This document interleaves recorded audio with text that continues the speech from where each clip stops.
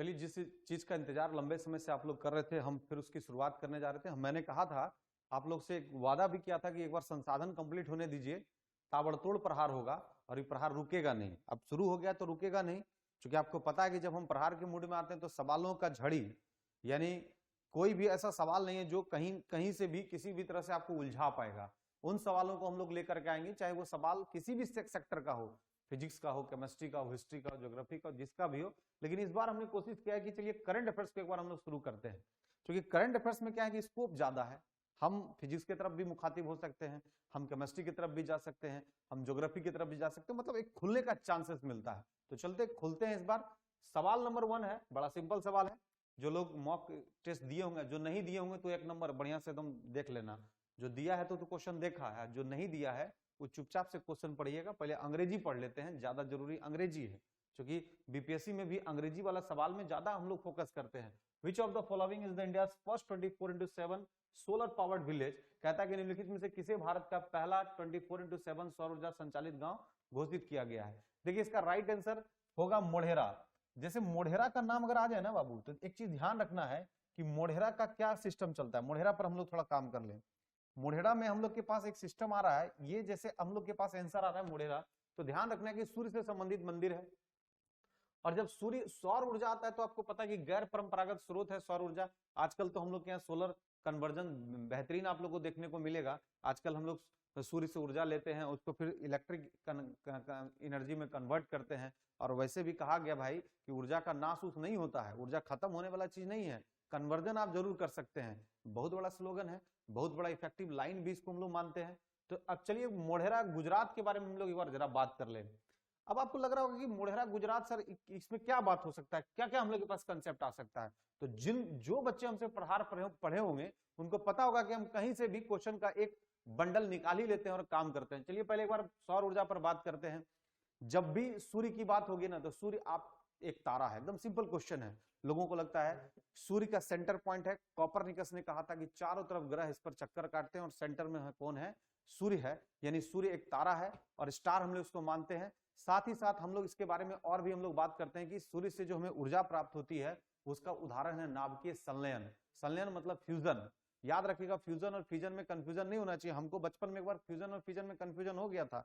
इसका घाटा हमको यह सहने को मिला कि मेरा जो पूरा क्वेश्चन ही गलत हो गया था। आया था कि न्यूक्लियर फ्यूजन क्या है, फ्यूजन क्या है, तो हमारे दिमाग में चल रहा था कि फ्यूज का मतलब बॉल फ्यूज हो जाना, मतलब टूट गया, लेकिन गलत। फ्यूज मतलब जुटना। ऐसे समझिएगा कि भारतीय संगीत और वेस्टर्न संगीत को हमने फ्यूजन कराया है। जैसे आप लोग सुनते होंगे अक्सर संगीत के बारे में बात होती है, तो खैर इस पर हम लोग बात करेंगे, क्लासिकल म्यूजिक पर भी बात करेंगे। आते हैं फिर से इस पर बात करते हैं, मोढेरा गुजरात। तो समझिएगा इस पर हम लोग का कंसेप्ट चल क्या रहा है। ये चीज को हम लोग को समझने के लिए सबसे पहले एक बार क्या करना पड़ेगा कि हम लोग को देखना पड़ेगा मोढेरा गुजरात का आकृति। थोड़ा धुंधला आ रहा होगा क्योंकि हम इसका बहुत बेहतर फिगर लेना चाह रहे थे, लेकिन मोढेरा है तो मोढेरा थोड़ा सा पौराणिक टाइप का दिखना चाहिए, एकदम पौराणिक दिख रहा है। याद रखिएगा कि सोलंकी वंश नाम जरूर सुने होंगे। मोढेरा गुजरात का जैसे नाम आया वहां से एक वंश है सोलंकी, और भीमदेव फर्स्ट नाम याद जरूर रखिएगा। जरा सा हम एक बार लिखने का कोशिश कर रहे हैं, जरा उसको समझिएगा कि भीमदेव फर्स्ट के कंसेप्ट में क्या यहां पर आया था। इस चीज को हम लोग थोड़ा सा कर लें। नाम है that is the Bhimdev first, एकदम याद रखिएगा, वो हड़बड़ाहट नहीं। वंश का नाम है सोलंकी, और इस सोलंकी वंश ने ही मोढेरा यानी कि जो सूर्य मंदिर था गुजरात में, इसके निर्माण में इनकी महत्वपूर्ण भूमिका रही। इसलिए आप लोग को एकदम एकदम याद रखना है। अगर हमने फिगर पे बनाया है तो थोड़ा सा इसको एकदम ध्यान में रखना है, क्योंकि अगर हम लोग इस चीज को हम लोग बढ़िया से देखेंगे तो और भी दिखेगा। इसके अलावे सूर्य मंदिर से बात होती है तो एक बार हम लोग फिर से एक बार हम लोग काम करें कि ये मंदिर आप देख रहे होंगे, कोणार्क का सूर्य मंदिर, जरूर आप लोग को एकदम पता होगा, यह भी सूर्य मंदिर से संबंधित है, कोणार्क का। और जगन्नाथपुरी के बारे में बात करें तो शंकराचार्य के 4 मठों में पुरी का क्षेत्र बहुत इंपॉर्टेंट आता है। तो खैर अब शंकराचार्य के सिस्टम में पढ़ना नहीं चाहते, नहीं तो चारों क्षेत्रों के बारे में पूरा डिटेल करना पड़ेगा। बस इतना जानिए कि कोणार्क का जो सूर्य मंदिर है यह भी काफी फेमस, उड़ीसा संबंधित, और इसके निर्माण से संबंधित बहुत सारी बातें हैं। इतिहासकार इस पर बहुत सारे बातों का जिक्र किए हैं।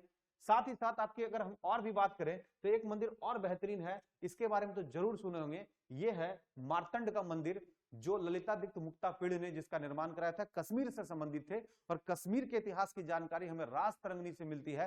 रास तरंगनी के लेखक हैं कलहन। निश्चित तौर पर आप लोहर वंश के बारे में सुने होंगे। लोहर वंश से संबंधित बात है, और भी बहुत सारे वंश थे कश्मीर से संबंधित। उस कश्मीर में एक ये मंदिर मार्तंड मंदिर काफी फेमस है, और इसके निर्माणकर्ता का नाम है ललितादित्य मुक्तापिड़। तो जरूर इस बात को नाम याद रखिएगा एक बार, कश्मीर से संबंधित।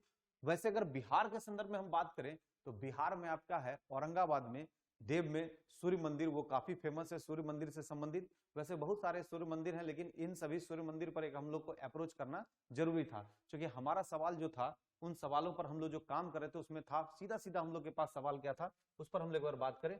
सीधा हमारे पास सवाल था, जिन सवालों पर हम लोग बात कर रहे थे उसको हम लोग देख सकते हैं कि निम्नलिखित में किसे भारत का पहला 24x7 सौर ऊर्जा संचालित गांव घोषित किया गया है। तो हम लोग के पास करीब करीब एक अप्रोच हम लोग के पास डेवलप हो गया है। चलिए फिर से क्वेश्चन नंबर 2 पर हम लोग बात करते हैं।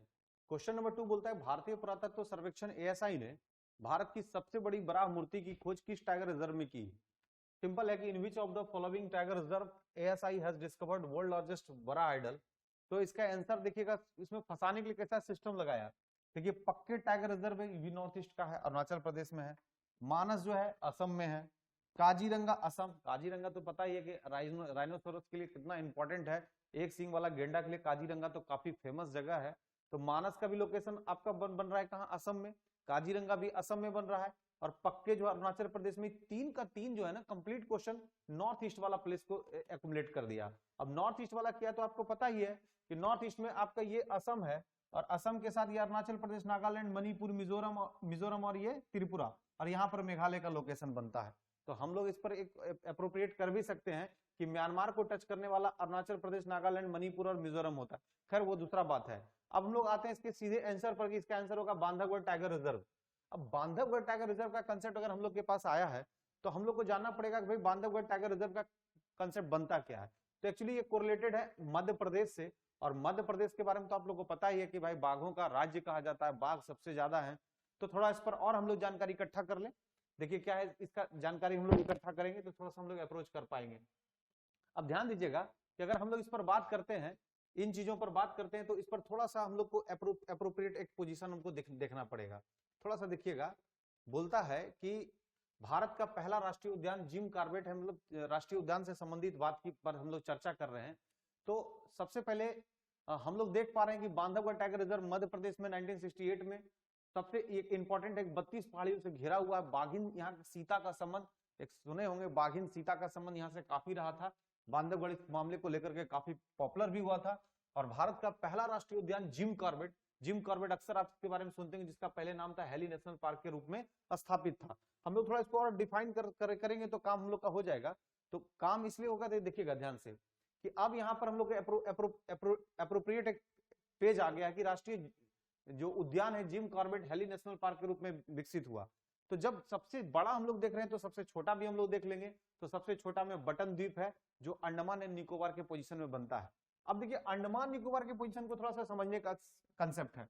ये आपका साउथ इंडिया का पोजीशन बन गया, यहाँ पे नॉर्थ ईस्ट का एरिया बना रहे थे, और ये जो पोजीशन आपका बन रहा था ये कंप्लीट म्यांमार का, और म्यांमार आपके अंडमान के साथ जुड़ा हुआ है। तो यहाँ पर एक कोको स्ट्रेट के रूप में आप लोग देख सकते हैं। तो बटन द्वीप जो है ना, बटन द्वीप अंडमान एंड निकोबार का एक पोजीशन है जहां पर सबसे छोटा राष्ट्रीय उद्यान के रूप में आप देख पाएंगे। हमने अभी कहा भी था कि पक्के अरुणाचल प्रदेश, मानस असम, काजीरंगा असम।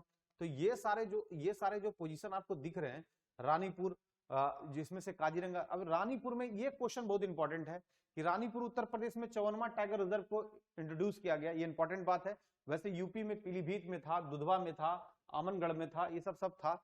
लेकिन अब एक और क्वेश्चन पूछ सकता है कि आखिरकार हमारे यहाँ जो जिम कॉर्बेट को कब इंट्रोड्यूस किया गया। तो अप्रैल 1973 में 1973 में हमारे यहाँ टाइगर प्रोजेक्ट आता है, और जो जिम कॉर्बेट का कंसेप्ट है ये सबसे पुराना है। तो ये पहले इसका नाम था हेली नेशनल पार्क, लेकिन 1973 में अगर हम लोग आते हैं, इनके काल में ही हम लोग के यहाँ टाइगर रिजर्व का कंसेप्ट सामने आया, और टाइगर रिजर्व के रूप में हम लोग अप्रोप्रिएट अप्रोच कर पाए। रहा कैलाश सांखला, एक बहुत नामी व्यक्ति हैं जिनका नाम प्रकृतिवादी और संरक्षणवादी से संबंधित है। तो ये तमाम ऐसा डायरेक्शन हम लोग के पास था जो हम लोग को लगा कि चलिए एक बार हम लोग इसको अप्रोप्रिएट तरीके से इस काम को कर पाएंगे। अब चलिए हम लोग नेक्स्ट टॉपिक पर बात करते हैं। फिर हम लोग के पास क्या आता है, तो हम लोग के पास नेक्स्ट है कि एक बार हम लोग थोड़ा सा इस पर डिस्क्राइब कर लें। डिस्क्राइब करेंगे तो हम लोग का क्लियरेंस हो जाएगा। ये पूरे इंडिया के मैप पर हम लोग देख पाएंगे कि भाई टाइगर रिजर्व का पोजीशन कहाँ कहाँ बनता है। तो सबसे पहले राजस्थान का जो एरिया है, राजस्थान के एरिया में एकदम काफी इंपॉर्टेंट सेक्शन हम लोग के पास आता है राजस्थान वाले में।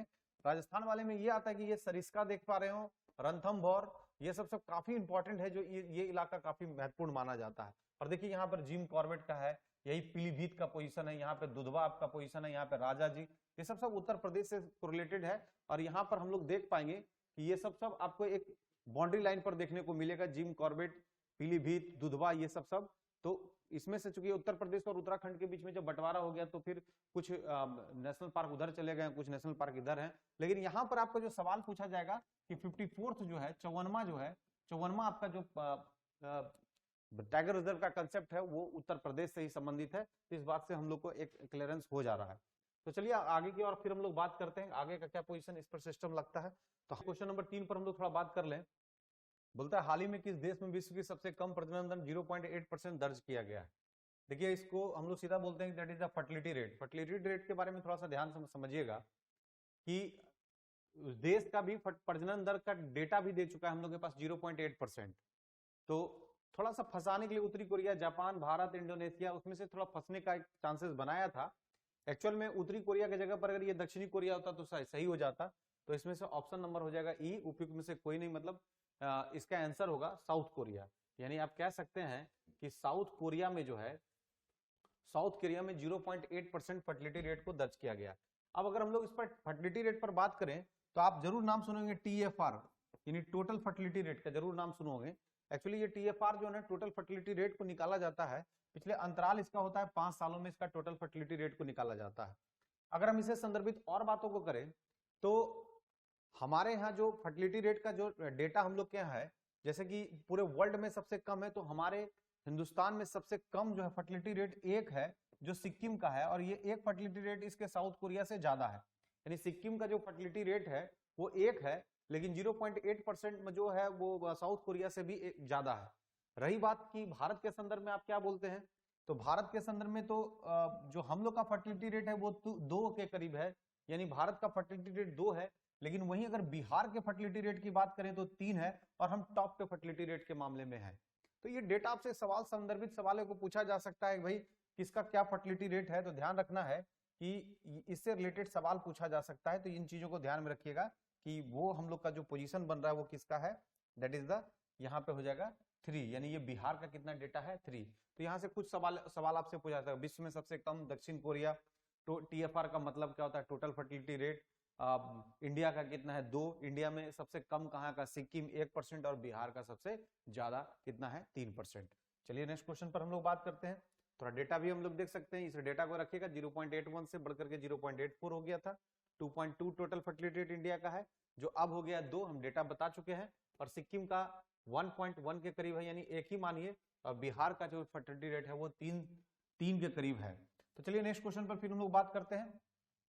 बोलता है 28 सितंबर को केंद्रीय मंत्रिमंडल ने भारत और किस देश की साझी सीमा से होकर गुजरने वाले कुशियारा नदी, बहुत फेमस ही नदी का नाम समझिएगा, कुशियारा नदी के प्रत्येक पक्ष में द्वारा 153 क्यूसेक तक पानी निकालने से संबंधित समझौता ज्ञापन की मंजूरी प्रदान की गई है।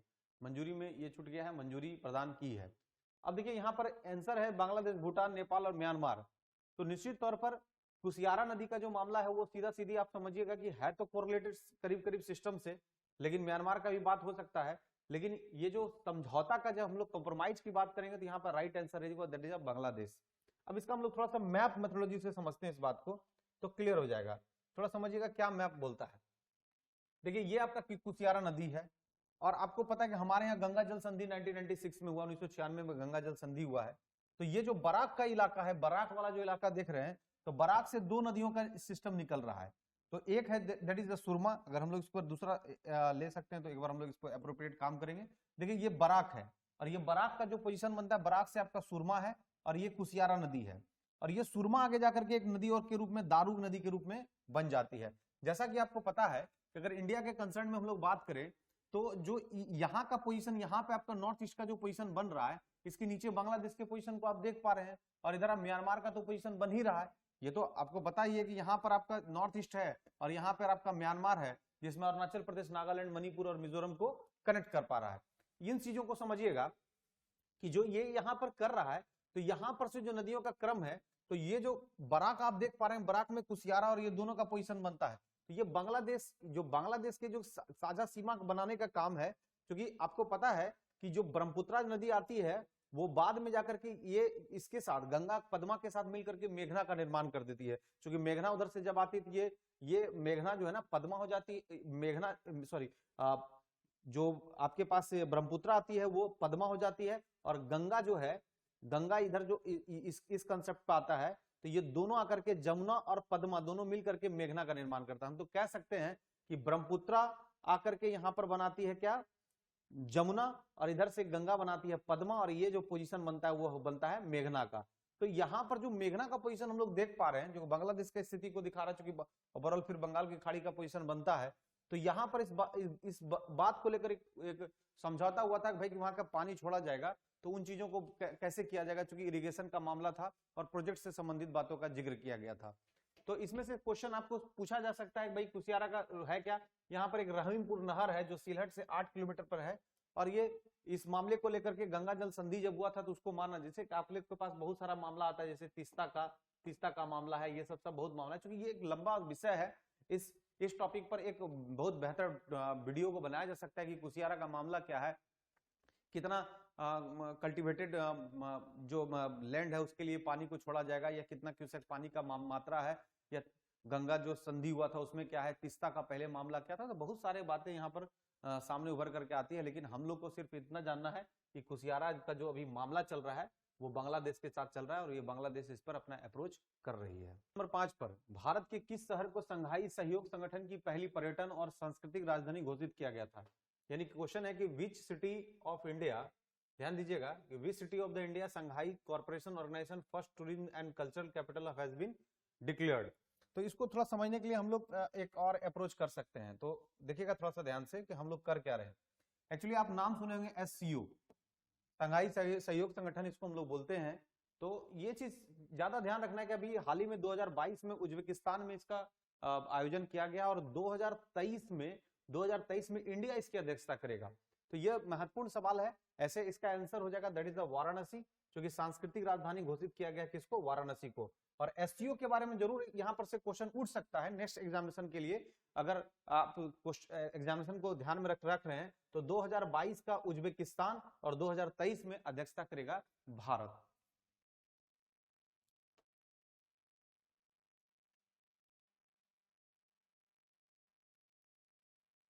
क्वेश्चन नंबर 6 पर हम लोग बात करते हैं। थोड़ा सा क्वेश्चन नंबर 6 को देखिएगा। बोलता है किस देश की कंपनी जिन फॉर्म ने दुनिया में पहली बार एक जंगली आर्कटिक भेड़िया का सफलतापूर्वक क्लोन बनाया, जिस क्लोन का नाम माया है। अब देखिए यहाँ पर बहुत सारा क्वेश्चन आता है, जैसे ये क्वेश्चन तो खैर एक आप करंट अफेयर्स को कोरिलेट करके आप देख सकते हैं। एक्चुअली अभी हाल ही में जो बनाया है ये जो क्लोन भेड़िया का, ये बनाया है चाइना। देखिए क्लोनिंग में बहुत माहिर है। अक्सर आप सुनते होंगे कि जितना भी चीज है, जितना डुप्लीकेट सामान है, सब चाइना बनाने में काफी माहिर है, और इसमें उसको कोई पीछे कर नहीं सकता है। मार्केट में जितना लिखो पिखो सिस्टम देख रहे हैं, जितना बढ़िया बढ़िया इलेक्ट्रॉनिक आर्किटेक्ट देख रहे हैं, जिसको आज लाइएगा शाम तक में खत्म हो जाएगा, वो चाइना है। उसका वैलिडिटी थोड़ा कम है, लेकिन अब क्या कीजिएगा, उसका मार्केटिंग तो उस लेवल पर है। खैर हम इस पर डिस्कस नहीं कर रहे हैं, दैट इज द आंसर होगा इस भेड़ का, दैट इज द चाइना। उसी तरह अगर कुछ सवाल पूछा जा सकता है तो इस पर थोड़ा हम लोग एक अप्रोच कर लेते हैं, थोड़ा ध्यान दीजिएगा। अप्रोच क्या है कि थोड़ा सा हम लोग इस पर काम करें तो हम लोग का काम एकदम बेहतर हो जाएगा।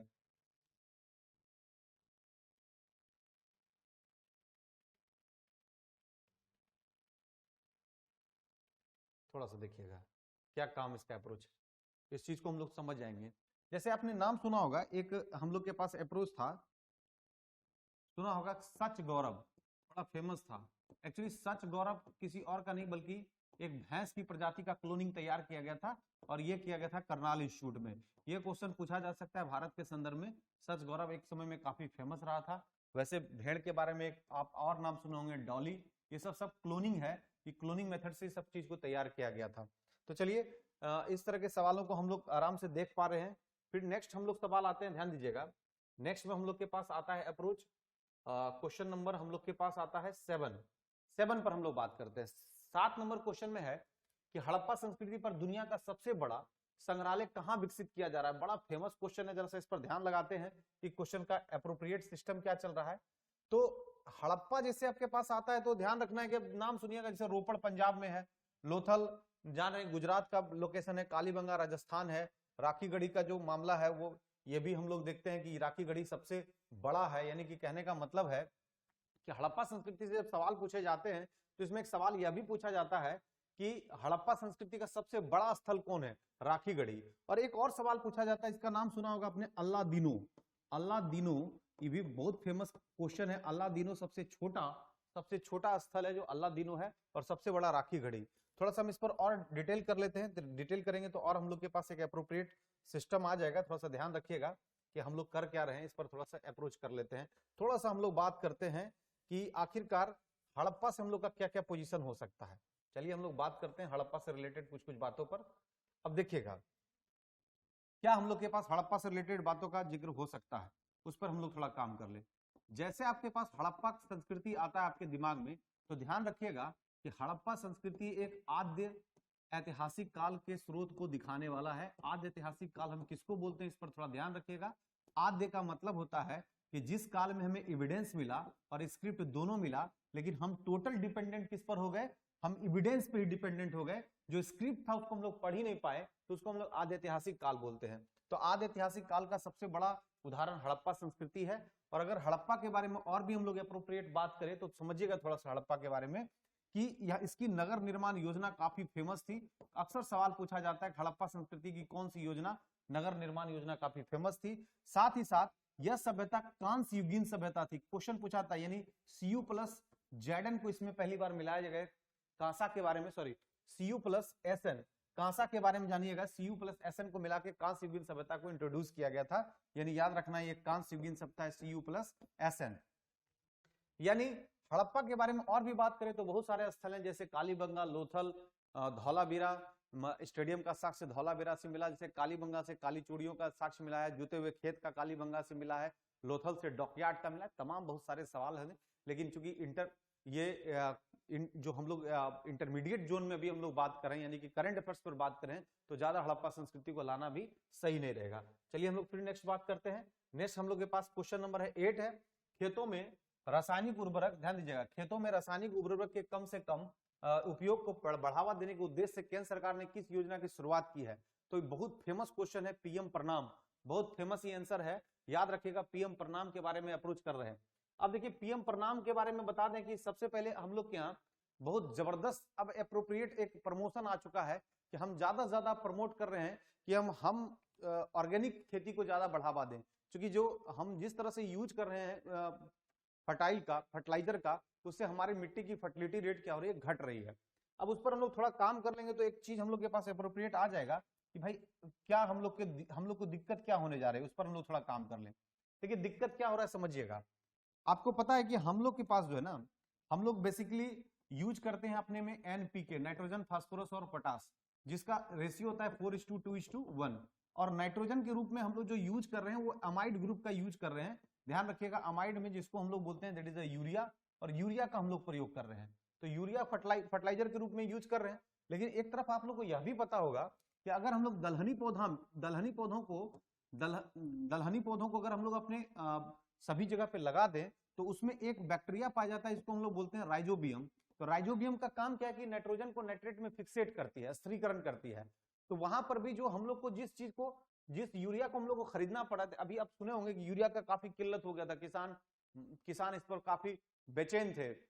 जहां लोग चाह रहे थे कि ज्यादा से ज्यादा हमको यूरिया मिले, वो बेचारे मूव कर रहे थे दूसरे डिस्ट्रिक्ट में, यहाँ यूरिया मिलेगा, यहाँ यूरिया मिलेगा। मतलब एक तरह से हम कह सकते हैं कि जो बेसिक फैक्ट्स है, जो जिन चीजों को चाहिए, किसानों को चाहिए तभी उसकी फर्टिलिटी रेट बढ़ेगी। अब सोचिएगा वो चीज उसको नहीं मिल पाएगा तो पक्का किसान में तो बेचैनी फैलेगा ही, और एक किसान की बेचैनी के पीछे कहीं ना कहीं यूरिया था। तो हम चाहते हैं कि आने वाले वक्त में हर लोगों के पास अब जो ऑर्गेनिक टाइप का जो फर्टिलाइजर अगर यूज करेगा तो उससे हमें सबसे पहला बात तो स्वास्थ्य पर भी इसका पॉजिटिव असर पड़ेगा।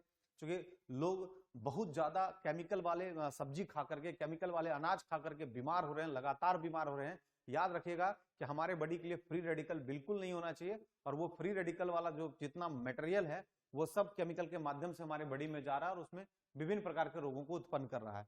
तो नाइट्रोजन, फास्फोरस और पोटास के बारे में आपको बता दें कि रेशियो ये है।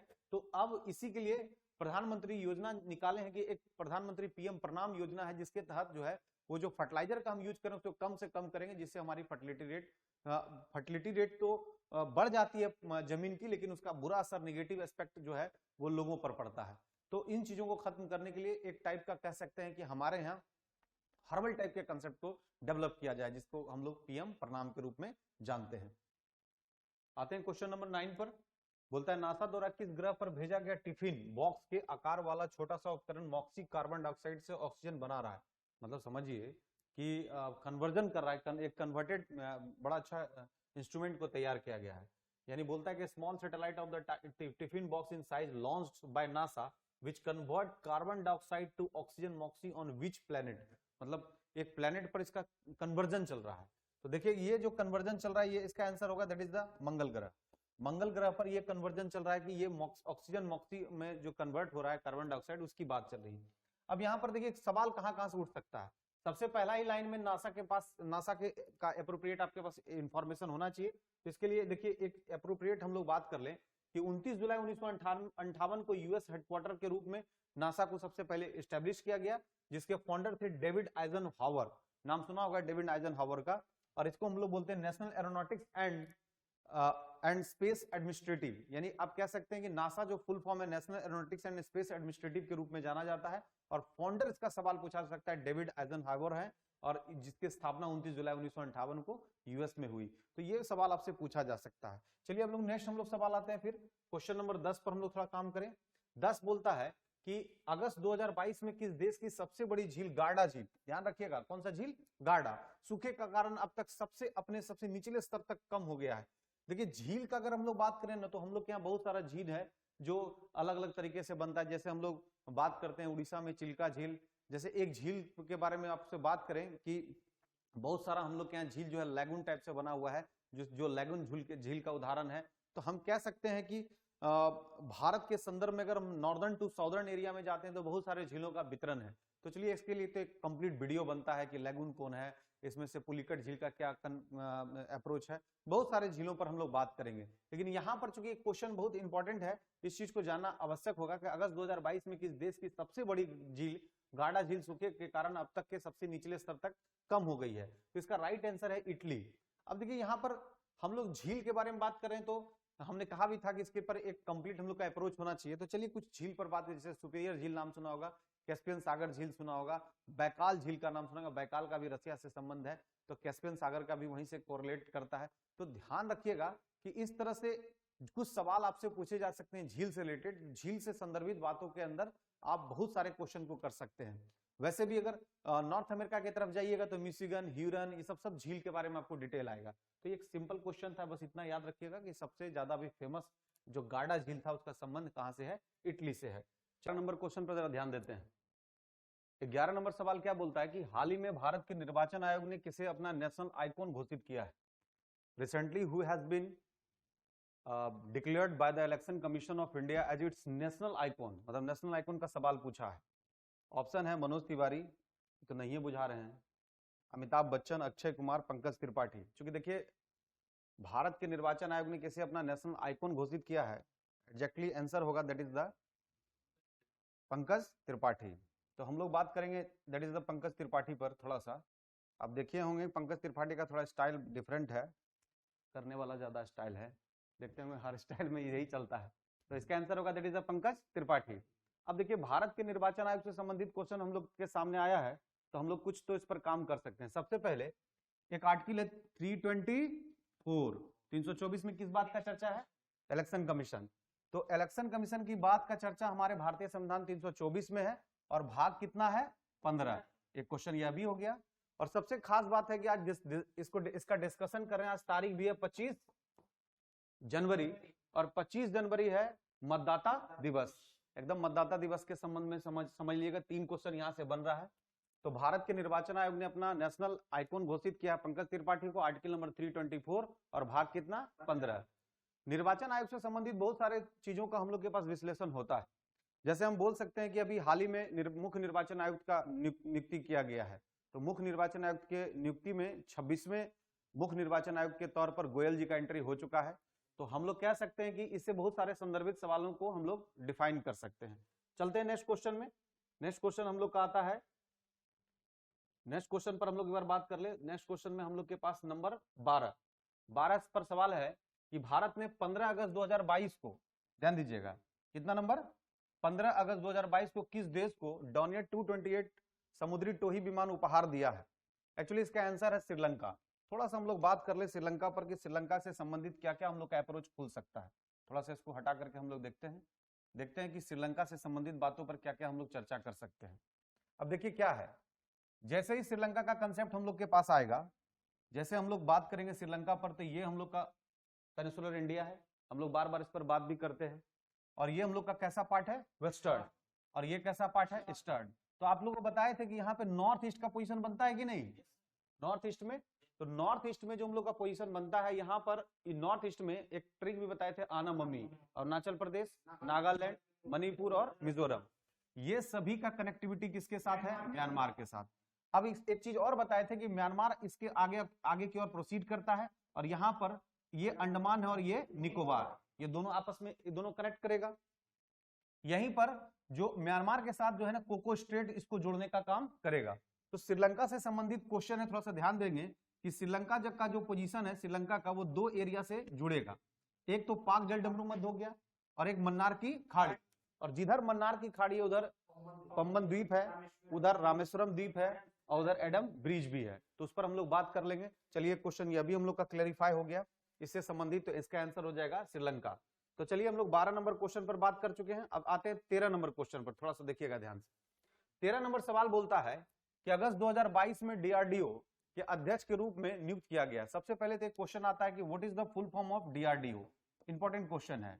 तो defence research development organisation. DRDO से संबंधित बातों पर जैसे हम लोग जिक्र करें, तो इसके हेडक्वार्टर के रूप में हम लोग दिल्ली के जो राष्ट्रपति भवन है उसके समीप का हम लोग बात कर सकते हैं।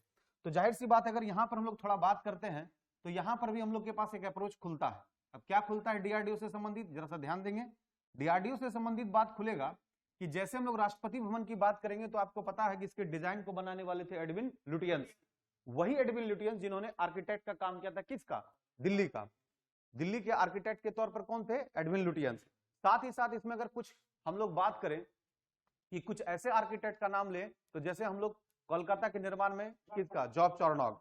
जॉब चौरनॉग ने 3 गांवों को मिलाकर के कोलकाता का निर्माण किया था, कोलिकाता, गोविंदपुर और सूतानाती, ये तीनों को मिलाकर के किसका निर्माण किया था, कोलकाता का। फिर एक नाम आता है बड़ा फेमस, वो आता है चंडीगढ़ में कार्बूजियर का। कार्बूजियर ने चंडीगढ़ को बहुत अच्छे तरीके से बसाया था। तो डीआरडीओ से संबंधित अगर हम लोग राष्ट्रपति के सदन मतलब आवास के बारे में बात करें, तो वहां पर ही हम लोग का एक हिल है जिसको रायसीना हिल्स बोलते हैं। बोला भी जाता है रायसीना हिल्स में ये काम चल रहा है, रायसीना से संबंधित बातों का जिक्र है। अब रायसीना का बात होगा तो पक्का है एक और कनेक्टिविटी आ जाएगा, किसका, अरावली का। और अरावली को हम लोग ज्योग्राफी के माध्यम से देख पाएंगे नहीं। अरावली ओल्ड फोल्डेड माउंटेन है, कैसा माउंटेन है, ओल्ड फोल्डेड, और इसकी सबसे ऊंची चोटी का नाम है गुरु शिखर। गुरु शिखर का पोजीशन बनता है माउंट आबू क्षेत्र से, और माउंट आबू पर ही हम लोग का है दिलवाड़ा का जैन मंदिर, है कि नहीं। तो विमल शाह के द्वारा बनाया गया। तो बहुत सारा क्वेश्चन खुलेगा। यंग फोल्डेड माउंटेन बात करेंगे, ओल्ड फोल्डेड माउंटेन की बात करें, और अगर हम young folded old folded mountain को अगर हम लोग डिस्ट्रीब्यूट करते हैं, तो थोड़ा सा और ध्यान रखिएगा कि जितना ओल्ड फोल्डेड माउंटेन होगा वो करीब करीब अवसादी चट्टान टाइप का बना होता है। मतलब वहां पर हम कह सकते हैं कि बलित पर्वत है, फोल्डेड माउंटेन है। जैसे हम लोग बात कर सकते हैं कि नीलगिरी की पहाड़ी का, तो नीलगिरी की सबसे ऊंची चोटी दोदा बेटा, नीलगिरी की सबसे ऊंची चोटी दोदा बेटा, लेकिन दक्षिण भारत की सबसे ऊंची चोटी अनायमुड़ी, और अनायमुड़ी पार्ट है किसका, अन्नामलाई का। तो ये हम लोग का कंफर्मेशन हो जाएगा। इस क्वेश्चन से हम लोग इतना कंफर्म कर सकते हैं। 14 बोलता है जुलाई 2022 में सर्वोच्च न्यायालय ने एक अविवाहित महिला को कितने सप्ताह की अवधि के गर्भपात की अनुमति देने का फैसला सुनाया। तो यहाँ पर बहुत सारे सवाल में बड़ा क्लोज ऑप्शन किया गया था। 24 सप्ताह है, 21 सप्ताह, 28 सप्ताह और 26 सप्ताह है। राइट आंसर होगा 24 सप्ताह। सबसे पहले हम लोग बात करें कि जो 24 वीक के बारे में डिटेल दिया गया है, इस पर हम लोग थोड़ा सा काम करेंगे तो ज्यादा क्लियरेंस हो जाएगा। थोड़ा सा समझिएगा क्या इसका मामला है। देखिए पहले क्या था ना कि हम लोग जैसा कि बात करते हैं कि ये आपका उत्तरी अमेरिका का जो पोजीशन बनता है, यानी हम लोग जब उत्तरी अमेरिका के पोजीशन को क्लियर करेंगे, ये उत्तरी अमेरिका का पोजीशन बनेगा, और इसके साथ जो ये नीचे वाला दक्षिण अमेरिका का पोजीशन बनता है, तो बोलता है जो लैटिन अमेरिका, कौन सा अमेरिका, लैटिन अमेरिका, उसमें पहला ऐसा देश है अर्जेंटीना जो गर्भपात को लेकर के अनुमति दिया था। और आपको पता है कि अर्जेंटीना की राजधानी कहाँ है, ब्यूनस आयर्स। कहाँ है? Buenos Aires. अर्जेंटीना फुटबॉल के गेम में काफी सशक्त माना जाता है, क्योंकि हम देखते हैं कि दक्षिण भारत में कम से कम ब्राजील, उरुग्वे, पराग्वे, अर्जेंटीना, ये सब बहुत अच्छा अपना अप्रोच रख रहा है। तो इसका आंसर 14 नंबर का हो जाएगा, कौन सा? 24 सप्ताह। याद रखिएगा, इसमें एक बात खाली बस ध्यान में रखना है कि पहला लैटिन अमेरिकी जो कंट्री है यूएस का, जो अर्जेंटीना है, इस गर्भपात को लेकर के अपना डिसीजन दिया था। आते हैं हम लोग क्वेश्चन नंबर 15 पे। क्वेश्चन नंबर 15 पे थोड़ा हम लोग बात करें कि संयुक्त राष्ट्र महासभा ने संयुक्त राष्ट्र मानवाधिकार परिषद के में रूस की जगह किस देश को शामिल किया गया? अभी हाल ही में रूस और यूक्रेन के बीच आप लोग देख ही पा रहे होंगे, तो उसके जगह पर एक शिफ्ट किया गया है। द राइट आंसर इज होगा इसका चेक गणराज्य। चेक गणराज्य को इसको शिफ्टिंग मिला है। अब यहाँ से हम लोग का बहुत सारा सवाल बनता है। सवाल क्या बनता है थोड़ा सा हम लोग देखेंगे। सवाल क्या बनता है, ध्यान से देखिएगा कि जैसे हम लोग के पास यूएनओ का टॉपिक आता है, तो यूएनओ की स्थापना किस वर्ष हुई? 1945। ये क्वेश्चन बहुत इंपॉर्टेंट है। और सबसे बड़ा बात है कि 3 सेगमेंट पर हम लोग काम करते हैं। जैसे कि एक है that is the world bank. कौन सा है? वर्ल्ड बैंक, नाम सुना होगा। और एक है that is the IMF, international monetary fund. इस सब का कॉमनली फैक्टर ये है कि 1945 का ये सब अप्रोच कब का है? 1945। लेकिन थोड़ा सा फर्क क्या है कि इसका हेडक्वार्टर है न्यूयॉर्क के मैनहट्टन में, न्यूयॉर्क के मैनहट्टन में।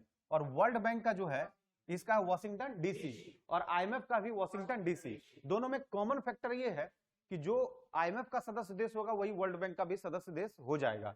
लेकिन इसके बीच में एक हम लोग के पास करंट डेटा में तफरका आया है, खैर उस पर हम लोग बाद में बात करेंगे। अब आईएमएफ का जैसे आप लोग के पास एक टॉपिक आएगा तो समझिएगा कि आईएमएफ में एक कंसेप्ट दिया जाता है एसडीआर, जिसको हम लोग बोलते हैं स्पेशल ड्रॉइंग राइट्स। कहा जाता है कि जिस देश का जितना ज्यादा एसडीआर होगा उसकी वोटिंग कैपेसिटी उतनी ही अधिक होगी। हर देश को 250 के करीब मिला है वोटिंग कैपेसिटी। तो हम लोग इसी से संदर्भित और कुछ बातों कर सकेंगे। इसी में हम लोग के पास एक आता है जिसको हम लोग बोलते हैं इकोसॉक, नाम सुना होगा, इकोनॉमिकल एंड सोशल। ये इकोनॉमिकल एंड सोशल हम लोग इसको सामाजिक एवं आर्थिक परिषद के रूप में जानते हैं। तो यूएनओ के कंसर्न में बहुत सारे क्वेश्चन आपसे पूछे जा सकते हैं। क्या क्या सवाल होगा इस पर ध्यान रखिएगा। सबसे पहला कि टोटल नंबर ऑफ कंट्री कितना है, लास्ट इसका कंट्री कौन बना, ये एक सवाल महत्वपूर्ण बनता है। वर्ल्ड बैंक में टोटल कितने कंट्री हैं, लास्ट कौन कंट्री इसमें शामिल हुआ है, आईएमएफ का क्या कंप्लीट इसके कैपेबिलिटीज है। अगर हम लोग आईएमएफ पे बात करते हैं तो एक और इंपॉर्टेंट हम लोग के पास सेक्टर आता है इंटरनेशनल मॉनेटरी फंड में। यह किसी भी देश को शॉर्ट टर्म के लिए लोन प्रोवाइड करती है, जबकि वर्ल्ड बैंक लॉन्ग टर्म के लिए। अगर थोड़ा सा इसको हम लोग और एक चीज कर ले अप्रोच, ध्यान दीजिएगा कि अगर वर्ल्ड बैंक को हम लोग थोड़ा सा और डिफाइन कर लें तो और भी हम लोग से पास क्वेश्चन बन सकता है। ये बेसिक क्वेश्चन हम लोग बोल सकते हैं कि वर्ल्ड बैंक को जैसे एकदम रिजेंबलेंट कौन कर देगा, आईबीआरडी, नाम है international bank for reconstruction and development. उसी तरह एक नाम है जिसका नाम है आईडीए। क्या नाम है? IDA, international development association. इसको उदार रंग की खिड़की भी बोलते हैं, सॉफ्ट लॉन विंडो। इसी तरह एक और चीज है जिसको हम लोग बोलते हैं MIGA, maintenance of international guarantee act. यानी ध्यान रखिएगा मीगा भी इसी का पार्ट है, किसका? वर्ल्ड बैंक का। और एक है जिसको हम लोग बोलते हैं आईसीएसआईडी, इसको बोलते हैं international centre for settlement of investment dispute. ये सब किसका पार्ट है? वर्ल्ड बैंक का। लेकिन एकदम इसके कोरिलेट कौन करता है? आईबीआरडी। तो ऐसा भी सवाल आपसे पूछा जा सकता है। अब चलते हैं हम लोग नेक्स्ट में कि किस तरह की चीजों को हम लोग बात करना है। क्वेश्चन नंबर 16 आते हैं, बड़ा सिंपल क्वेश्चन है, ये सबको पता होगा। 60 नंबर में बोलता है हाल ही में देश का 49वां मुख्य न्यायाधीश किसे नियुक्त किया गया? तो सबसे पहले बताइएगा मुख्य न्यायाधीश की नियुक्ति में अपॉइंटमेंट में शपथ कौन दिलाते हैं? राष्ट्रपति। बहुत अच्छा। तो राष्ट्रपति किस आर्टिकल में है? 52। और 52 से लेकर कितना है? 61। तो हम लोग बात कर सकते हैं कि 52 में पद का वर्णन है और 61 पर चलेगा महाभियोग। एक क्वेश्चन और भी इंपॉर्टेंट है कि 61 से रिलेटेड पूछा जाता है राष्ट्रपति पर महाभियोग की प्रक्रिया क्या होगी। तो हमने पहले भी कहा था कि राष्ट्रपति पर महाभियोग की प्रक्रिया की शुरुआत होती है किसी भी सदन से, या राज्यसभा या लोकसभा से। सबसे पहले 1/4 उस पर साइन करेंगे, उसके बाद 1/4 के साइन करने के बाद 14 दिन पूर्व उसको सूचना दी जाएगी, किसको? राष्ट्रपति को। और राष्ट्रपति इस पर अपना कंसेप्ट देते हैं तो ठीक है, नहीं तो इसके बाद उसको 2/3 से उसको पारित करके दूसरे सदन को भेज दिया जाएगा। अगर राज्यसभा ऐसा किया है तो लोकसभा के पास, और लोकसभा किया है तो राज्यसभा के पास, ऐसा ही प्रोसेस है। तो ये 61 में हम लोग के पास महाभियोग की प्रक्रिया का वर्णन है। और ये महाभियोग की प्रक्रिया हम लोग सीखे कहां से हैं? अमेरिका से। कहां से सीखे हैं? अमेरिका से। तो ये 52 से लेकर 61 का पूरा सिस्टम है। अगर हम लोग इस पर थोड़ा और बात करें तो ध्यान दीजिएगा कि और क्या बात हो सकता है। तो बोलता है 52 to 61 में हम लोग के पास एक बहुत अच्छा टेक्निक है। एक्चुअली ये टेक्निक मेरा ही क्रिएट किया हुआ है। अब चुरा करके पहले कोई अगर इंटरनेट के माध्यम से कोई दिखा दिया हो तो अलग बात है, लेकिन ये जो क्रिएशन है 2010 का क्रिएशन है। इसका कंसेप्ट ये है पकानिकोका द्वयोदशम, बस इतना याद रखिएगा, काम हो जाएगा, द्वयोदशम। तो जरा सा हम लोग इसका नंबर रख लेते हैं। प से पद कितना नंबर 52, का से कार्यपालिका के मुख्य, कार्यपालिका के मुख्य कितना में 53, नी से निर्वाचन कितना 54, को से कोटा कितना 55, का से कार्यकाल 56, दू से दोबारा 56 57, 8 यो से योग्यता कितना 58, और द से दशा यानी दशा कितना 59, 100 से शपथ 60, और महाभियोग कितना 61। यही कंसेप्ट है। तो ध्यान रखिएगा, अगर ये आपको याद है तो 52 से लेकर 61 तक में आपको राष्ट्रपति से संबंधित कोई किसी तरह का दिक्कत नहीं है। अगर सुप्रीम कोर्ट की बात करें तो आपके पास एक पर्टिकुलर आर्टिकल नंबर है कितना 124, 124 में सुप्रीम कोर्ट की बात की व्याख्या दी गई है। लेकिन अगर इसी में से 2 को आगे कर लेंगे और पीछे 1-4 लगा देंगे तो हाई कोर्ट। तो ये है आपका हाई कोर्ट और ये कौन है सुप्रीम कोर्ट। इस पर ध्यान रखना है। तो 2-1-4 का कंसेप्ट है और 1-2-4 का कंसेप्ट है। अब क्वेश्चन पे थोड़ा हम लोग काम कर ले कि क्वेश्चन था क्या, उस पर थोड़ा। हाल ही में देश के 49वां मुख्य न्यायाधीश किसे नियुक्त किया गया है? तो पक्का है उदय उमेश ललित यानी यूयू ललित के बारे में कहा गया है। कितना नंबर है 49, 49वां। चलते हैं नेक्स्ट क्वेश्चन पर हम लोग बात करते हैं। नेक्स्ट क्वेश्चन पर हम लोग का क्या अप्रोच आता है? 17 नंबर में क्वेश्चन है कि बुकर पुरस्कार जीतने वाली पहली भारतीय लेखिका कौन बन गई। देखिए यहाँ पे थोड़ा सा क्वेश्चन में तफरका है, इसमें थोड़ा सा लिखना चाहिए था कि बुकर पुरस्कार जीतने वाली पहली भारतीय जो हिंदी में जिन्होंने अपनी बातों को लिखा था उसका आंसर होगा गीतांजलि श्री। लेकिन अगर हम लोग ऐसे बात करें तो इसका आंसर हो जाता है अरुंधति राय, और अरुंधति राय को पहली बार बुकर पुरस्कार का मिला था पुरस्कार। इससे पहले वी.एस. नयपॉल के बारे में भी कहा जा सकता है। तो बुकर पुरस्कार से संबंधित ये क्वेश्चन पूछा जा सकता है। इसी में कुछ सवाल का एक और अंतर आता है कि भाई एक होता है मान बुकर पुरस्कार और एक है बुकर पुरस्कार जिसमें इंटरनेशनल को जोड़ दिया गया है।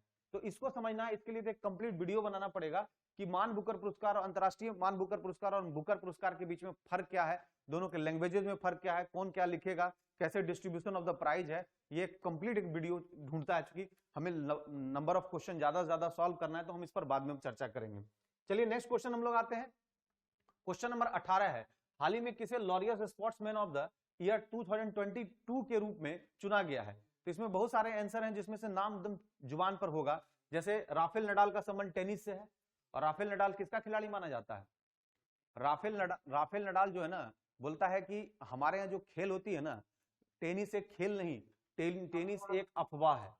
याद रहेगा ना, टेनिस एक क्या है? अफवाह है। A for Australian, F for French, W for Wimbledon और ए फॉर अमेरिकन। यानी पहले शुरुआत होती है ऑस्ट्रेलिया से, तब होता है फ्रेंच, तब होता है विंबलडन और तब होता है अमेरिकन। तो याद रखना कि फ्रेंच जो होता है रेड क्ले कोर्ट पर होता है, लाल बजरी पत्थर पर, थोड़ा सख्त कोर्ट होता है, और विंबलडन जो ग्रीन ग्रास कोर्ट पे होता है। तो कहा जाता है कि रेड क्ले कोर्ट का अगर कोई बादशाह था तो वो कौन? Rafael Nadal. राफेल नडाल के बारे में सवाल पूछा जाता है। नीरज चोपड़ा के बारे में तो आप लोगों को पता ही है कि जैवलिन थ्रो में काफी इंपॉर्टेंट और अभी बहुत समय तक एकदम इंडिया के हीरो रहे, हीरो के रूप में, स्पोर्ट्स पर्सन के रूप में रहे। इसका राइट आंसर होगा कि हाल ही में किसे L'Oréal sportsman of the year 2020 के रूप में चुना गया है। इसका आंसर होगा मैक्स वर्स्टप्पेन। अब ये नाम थोड़ा टफ है, टप्पेन है, टफ भी है। तो याद रखना है कि मैक्स वर्स्टप्पेन जो है ये फार्मूला 1 रेस का खिलाड़ी है, कार्स रेसिंग से संबंधित है, फार्मूला 1 उससे संबंधित 2022 के रूप में इसे चुना गया है L'Oréal sportsman of the year 2020 यानी 2022 का। नेक्स्ट क्वेश्चन आते हैं, हाल ही में जारी 2021 की सिपरी, ये बहुत फेमस क्वेश्चन है सिपरी। सबसे पहले तो आपसे सवाल पूछेगा what is the full form of Sipri. तो एस से होता है स्टॉकहोम। क्या होता है? स्टॉकहोम। आई से बताइएगा, आई से क्या होगा?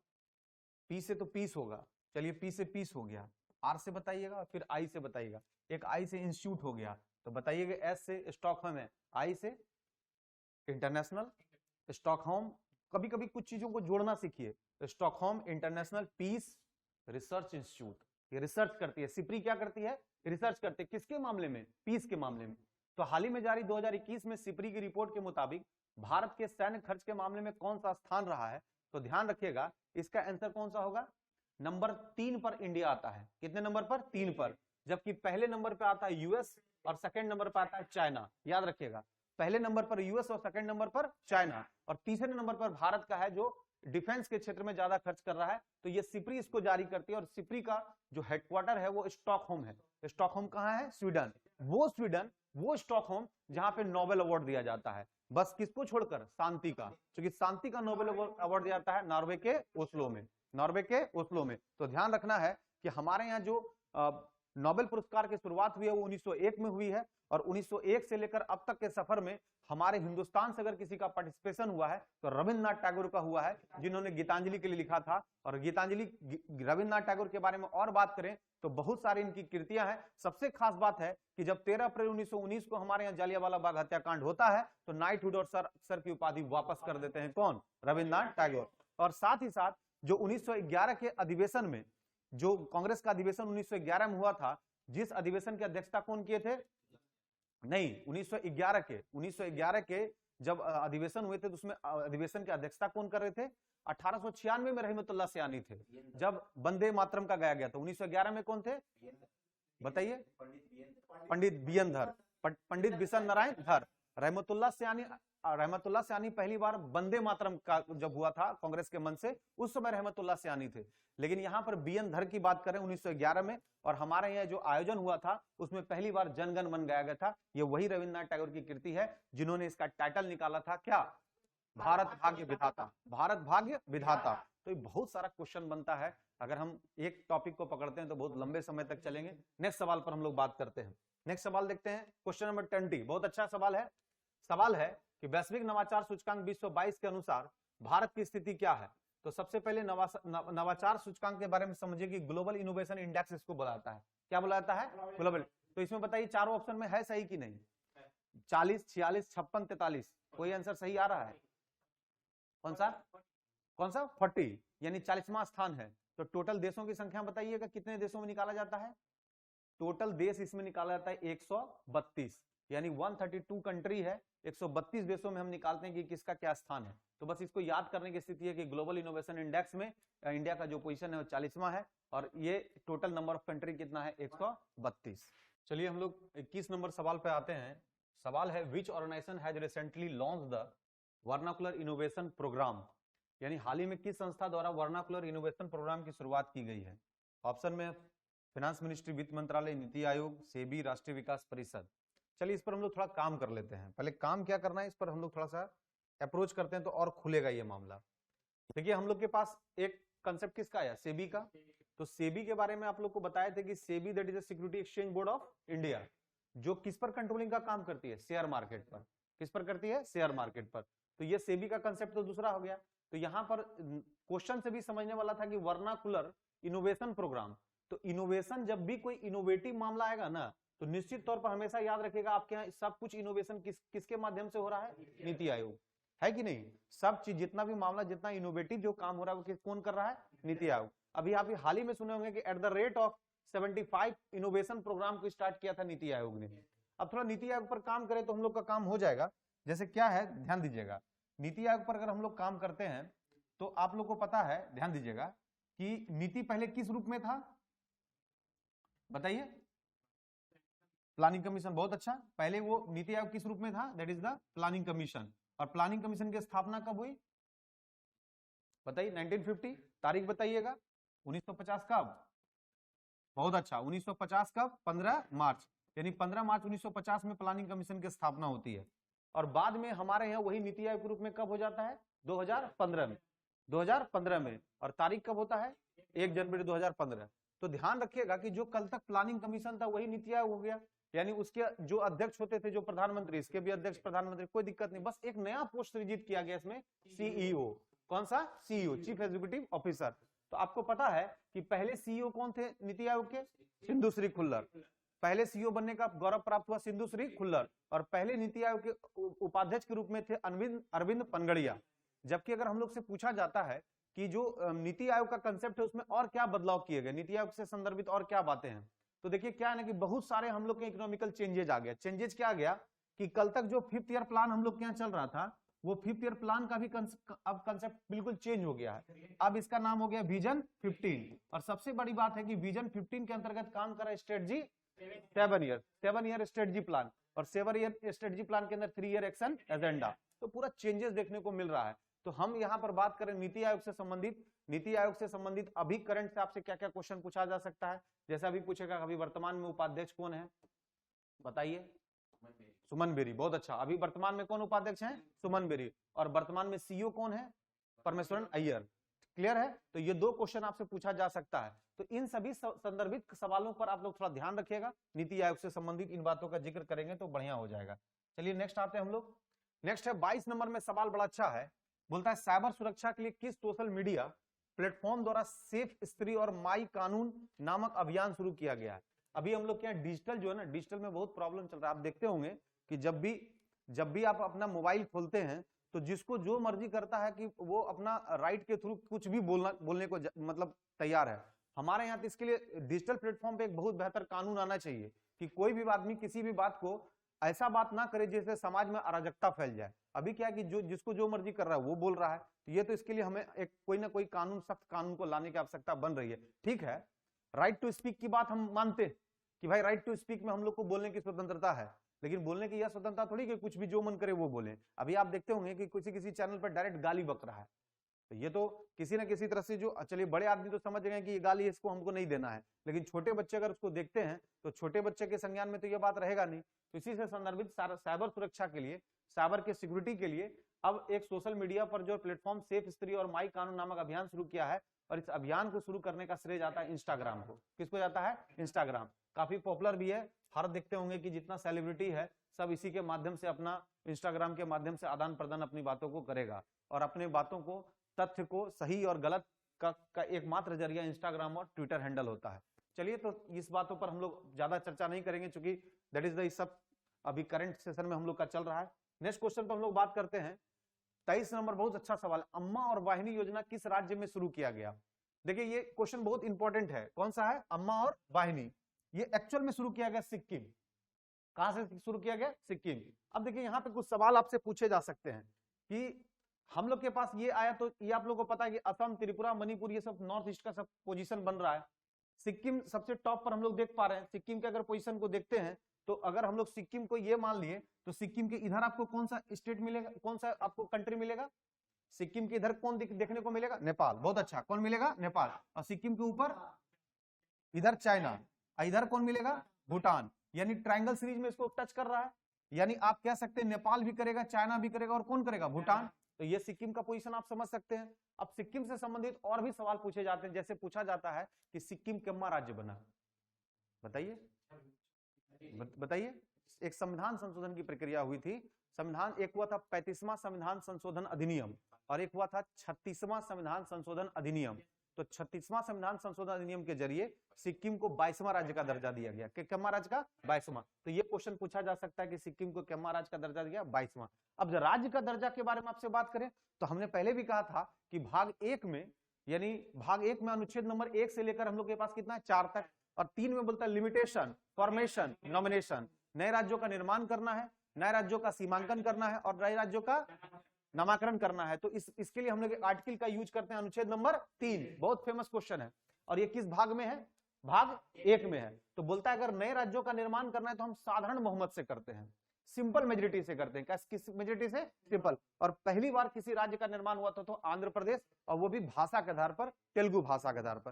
क्योंकि राज्य पुनर्गठन आयोग हमारे यहाँ जब इंट्रोड्यूस हुआ था तो इसमें फजल अली, हृदयनाथ कुंजरू, एम पनिक्कर सब लोग शामिल थे। तो भाषा के आधार पर हमारे यहाँ राज्यों का पुनर्गठन किया गया और पहली बार आंध्र प्रदेश को इंट्रोड्यूस किया गया। तो हम कह सकते हैं कि नए राज्यों के निर्माण के लिए हमारे पास अनुच्छेद नंबर कितना है? 3। और 3 के जरिए हम लोग कह सकते हैं कि लिमिटेशन, फॉर्मेशन एंड नॉमिनेशन। तो यहां पर एक क्वेश्चन होगा कि सिक्किम 22वें राज्य के रूप में, लेकिन संविधान संशोधन की प्रक्रिया हुई किसमें? 36वां संविधान संशोधन अधिनियम के थ्रू। किस साल हुआ था? 1975, 1975। 1975 में हम लोग क्या होता है? 36वां संविधान संशोधन अधिनियम। जबकि पहले इसको अप्रूवल मिल गया था 35वां संविधान संशोधन अधिनियम में। 36वां में से कंप्लीटली एक राज्य का दर्जा इसे प्राप्त हो गया। और कितने राज्य के रूप में? 22वें राज्य के रूप में। तो सिक्किम से तमाम ऐसे सवाल पूछे जा सकते हैं। अब सिक्किम से देखो बहुत सारा सवाल है। पहली बार राखी बांधा गया था पेड़ को भाई बनाने का जो है ना कंसेप्ट सिक्किम में इंट्रोड्यूस किया गया। पहली बार कंप्लीट ऑर्गेनिक खेती जो है, ऑर्गेनिक खेती को इंट्रोड्यूस करने का पूरा श्रेय किसको जाता है? सिक्किम को। तो सिक्किम बहुत सारे मामले में टॉप पे है और हम मानते हैं कि सिक्किम का अगर हम लोग अप्रोच डेवलप करेंगे तो बहुत सारे और क्वेश्चन आते हैं। तो कभी कभी आप लोग क्या कीजिएगा कि इस स्टेट को सेपरेट करके से इसकी इपिक्युलिटीज के स्पेशलाइजेशन को एक जगह इकट्ठा कर लेंगे तो हम लोग के पास सवाल बहुत बनेगा। आते हैं नेक्स्ट सवाल। नेक्स्ट सवाल हम लोग के हाल ही में किस राज्य सरकार ने कैदियों के लिए 50,000 रुपए तक के व्यक्तिगत ऋण प्रदान करने की योजना शुरू की गई? यानी पहली बार कैदी के लिए, मतलब कैदी जो कहाँ बंदी है उसके लिए ऋण की व्यवस्था कर रहा है। तो समझ सकते हैं कि आत्मनिर्भरता का जो कंसेप्ट है वो किस कदर से जारी है, ताकि उन लोगों को भी संभलने का मौका दिया जा रहा है जो किसी न किसी, होता क्या है कि जरूरी नहीं कि जितने कैदी सजा काट रहे हैं वो सब कहीं ना कहीं उसमें शामिल हो, वैसे भी हों जो विचाराधीन होते हैं, जिन पर विचार चलता है। तो सरकार की बहुत अच्छी पहल है कि 50,000 रुपया व्यक्तिगत ऋण प्रदान किया जाएगा ताकि वो स्वावलंबी हो सके, आत्मनिर्भर हो सके। और इस चीज को शुरुआत करने का श्रेय किसको जाता है? महाराष्ट्र को। तो टोटल ये सीधा सीधा क्वेश्चन था, ये करंट अफेयर्स का एक क्वेश्चन, इसमें कुछ ऐसा अप्रोच बन नहीं पा रहा है। चलिए नेक्स्ट क्वेश्चन आते हैं। 36वें राष्ट्रीय खेल का आयोजन कहाँ हुआ? ये सीधा क्वेश्चन है, बताइएगा। 36वें राष्ट्रीय खेल का आयोजन कहाँ किया गया? गुजरात के अहमदाबाद में। और याद रखना है कि इसमें गोवा ऑप्शन में दिया हुआ है, तो गोवा केम्मा हो जाएगा। याद रखना है कि 36वां हो रहा है गुजरात के अहमदाबाद और 37वां जो चांस बन रहा है वो कहां पर? गोवा, यानी कि गोवा का यहां पर मामला आ जाएगा। तो गुजरात से संबंधित अगर हम लोग बात इस पर कंसर्न करते हैं, गुजरात से संबंधित बातों को, तो आपको पता है कि गुजरात का लोकेशन हम लोग इस तरह से देखते हैं। तो ये जो कच्छ का रण और कौन सा काठियावाड़ प्रायद्वीप हम लोग देख पा रहे हैं, और यहीं पर एक बंदरगाह के रूप में कौन सा है? कांडला, नाम सुना होगा, जिसका नाम बदलकर क्या कर दिया? दीनदयाल उपाध्याय बंदरगाह। बहुत फेमस क्वेश्चन है। दीनदयाल उपाध्याय कांडला कैसा बंदरगाह है? ज्वार से बनने वाला, यानी वो टाइड से, वेव्स एंड टाइड से बनने वाला।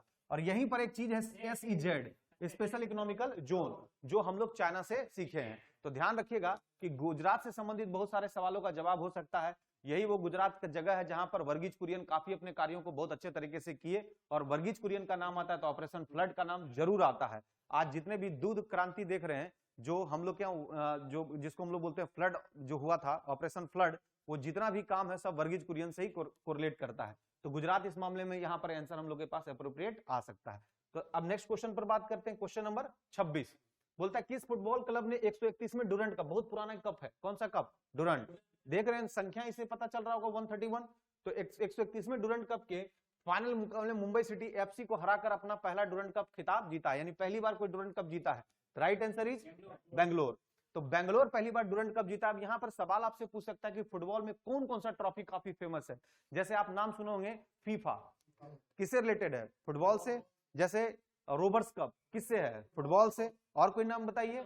संतोष ट्रॉफी जो नेशनल खेल है, वो सब किससे रिलेटेड है? फुटबॉल से। तो इन सभी सवालों का जवाब फुटबॉल से रिलेटेड हो सकता है। तो ध्यान रखिएगा कि जब भी ऐसा क्वेश्चन आए तो फुटबॉल से रिलेटेड जितना भी ट्रॉफी हो रहा है उसको एक जगह इकट्ठा करके लिख लेंगे तो आपका सब काम फुटबॉल से रिलेटेड हो जाएगा। खासकर डुरंट का आप देखते रहिएगा, रॉबर्ट्स कप का, फीफा का, DCM ट्रॉफी, बहुत सारा ट्रॉफी, संतोष ट्रॉफी, ये सब किससे रिलेटेड है? फुटबॉल से।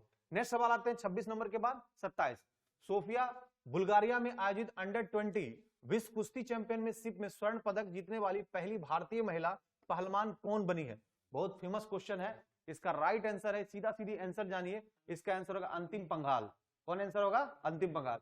तो ये सोफिया बुल्गारिया में आयोजित अंडर-20 विश्व कुश्ती चैंपियनशिप में स्वर्ण पदक जीतने वाली पहली भारतीय महिला पहलवान बनी है। अंतिम पंघाल होगा यहाँ पर, अंतिम Panghal, that is the right answer. अब आते हैं नेक्स्ट क्वेश्चन, क्वेश्चन नंबर 28। वर्ष 2023, ऑलरेडी हम इस पर डिस्कशन कर चुके हैं, पहले वाले क्वेश्चन में एक बार टकराया था। आपको पता है कि वर्ष 2023 में 23वां, देखिएगा ये ध्यान रखिएगा, 23 सर ये कमा है, 23वां संघाई सहयोग संगठन ये शिखर सम्मेलन का आयोजन, बड़ा अच्छा लक है हम लोग के हिंदुस्तान का कि 23वां है भी और 2023 में होगा भी। और राइट आंसर इस जगह भारत। ये सब बढ़िया काम भारत में हो सकता है जब सब चीज मैच करता है, 23वां भी और 2023 में भी। याद रखिएगा, भूलने का चांस आपका एकदम नहीं बनना चाहिए। 23वां भी और 2023 में ये होगा भारत, और जबकि 2022 में पक्का हुआ होगा 22वां। तो 22वां का जो पोजीशन कहां बन रहा था, ये करा था उज्बेकिस्तान में। इस क्वेश्चन पर हम लोग ऑलरेडी डील कर चुके थे। उज्बेकिस्तान का पोजीशन याद रखना है 2023 में 23वां कौन सा होगा, कहां आयोजित होगा? भारत में। और SCO का फुल फॉर्म क्या है? संघाई कोऑपरेशन ऑर्गेनाइजेशन, ये संघाई सहयोग संगठन। तो चलिए नेक्स्ट क्वेश्चन पर आते हैं। नेक्स्ट क्वेश्चन है 29 नंबर। वर्ष 2021-22 में बिहार का राजकोषीय राज्य कोषीय नहीं होगा, बल्कि यहाँ पर होगा राजकोषीय। क्या होगा? राजकोषीय। राजकोषीय समझिएगा, इसको हम लोग फिस्कल बोलते हैं। घाटा राज्य के सकल घरेलू उत्पाद का कितना प्रतिशत है, यहाँ पर जानना जरूरी है कि व्हाट इज जीडीपी। जीडीपी किसको बोलते हैं? ग्रॉस डोमेस्टिक प्रोडक्ट, इसको सकल घरेलू उत्पाद बोलते हैं। इसमें हम लोग एक सीधा सीधा जानते हैं कि किसी देश के भौगोलिक सीमा के अंतर्गत एक वर्षों में जो भी सर्विसेज और प्रोडक्शन है उसका वैल्यू हम कहां लगाते हैं? मार्केट में। उसी को हम लोग क्या बोलते हैं? जीडीपी। तो कोई भी चीज हम लोग का बेसिक कंसेप्ट क्या है? जीडीपी। इसी के कंपैरिजन में हम लोग सब चीज बोलते हैं कि भाई जीडीपी का राजकोषीय घाटा कितना हुआ है, जीडीपी का रेवेन्यू डेफिसिट कितना हुआ, राजस्व का घाटा कितना हुआ, प्राइमरी डेफिसिट कितना हुआ है, बजट का घाटा कितना हुआ था, किसके संदर्भ में सब बात करेंगे? जीडीपी का। तो पक्का है कि वर्ष 2021-22 में बिहार का, अगर बिहार का स्पेशल क्वेश्चन है तो राइट आंसर इज क्या हो जाएगा? 2.97, यानी इसका ऑप्शन नंबर हो जाएगा डी। तो एक चीज हो गया, 21-22 में इसका डेटा कितना गया? 2.97। चलते हैं next question, question number 30, last question है करंट अफेयर्स का, कि वित्तीय वर्ष 2022-23 में बिहार का विकास दर कितना रहने का अनुमान लगाया गया है। बड़ा अच्छा क्वेश्चन, विकास दर पूछ रहा है, तो सीधा सीधी सब डेटा आप लोग को अपने दिमाग में रखना पड़ेगा। इसका आंसर होगा 9.7, यानी राइट आंसर इज 9.7। तो ध्यान रखना है कि करंट अफेयर से रिलेटेड सवालों पर आपका अप्रोच एकदम सही और सटीक होना चाहिए।